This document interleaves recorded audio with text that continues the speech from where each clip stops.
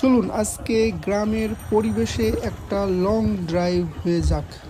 আশেপাশের দুই ধারের মানুষ কি করতেছে আর রাস্তায় কোন ধরনের মানুষ চলাচল করতেছে, রাস্তার কি অবস্থা সেটাই আজকে আমরা দেখব।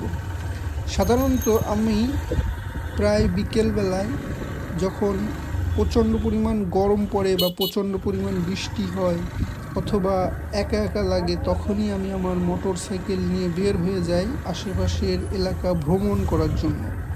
আর দেখুন প্রচণ্ড পরিমাণ যশোরে যেহেতু বৃষ্টি হচ্ছে, আর রাস্তার কি অবস্থা। সাধারণত এটা একটা গ্রামের রাস্তা, এখানে তেমন ভারী যানবাহন চলাচল করে না, তারপরেও রাস্তার দুই ধারে পানি জমে কি অবস্থা দেখুন। আর মানুষ এখানে প্রচণ্ড পরিমাণ এক্সাইটেড মাছ ধরার জন্য, যার কারণে অধিকাংশ মানুষ কিন্তু এখানে মাছ ধরার উদ্দেশ্যেই আসে আর দেখে। আর অনেকে শহর থেকে আসে মাছ কিনে নেওয়ার জন্য এই এলাকায়।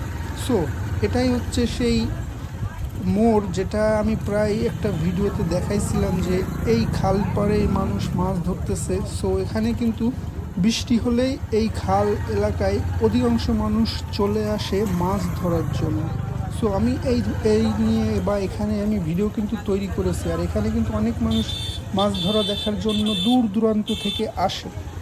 সো রাস্তার কি অবস্থা দেখুন, একেবারে পিচ্ছিল অবস্থা। আমি আরেকটুলি এই ইজি বাইকের সাথে ধাক্কা খেয়ে যেতাম, কারণ ওখানে একটু কন্ট্রোলের বাইরে চলে গেছিলো। যাই হোক, রাস্তায় পানি জমে আছে, মানুষ হেঁটে চলতেছে, আর আশেপাশের প্রাকৃতিক যেই পরিবেশটা কিন্তু একেবারে অসাম বলা যায়, কারণ রোদ নেই আকাশে। আর প্রাকৃতিক পরিবেশে অধিকাংশ মানুষ ঘুরতে আসে, মাছ ধরতে। এই যে যাচ্ছে দেখেন, মাছ ধরা দেখতে যাবে, এই যে চাচা মাছ ধরতেছে। আশেপাশের দৃশ্যগুলো চমৎকার, মানে এলাকাটা টোটালি ফাঁকা বলা চলে, বসতি নেই।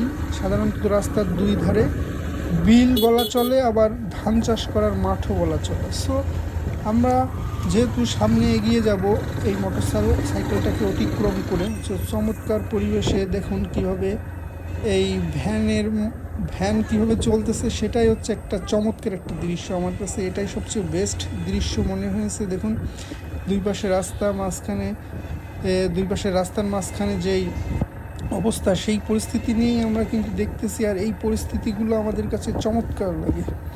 মানুষ কীভাবে চলাচল করে, মানুষের জীবনযাপনগুলো কেমন, সেটাই কিন্তু আমাদের ভাবায়।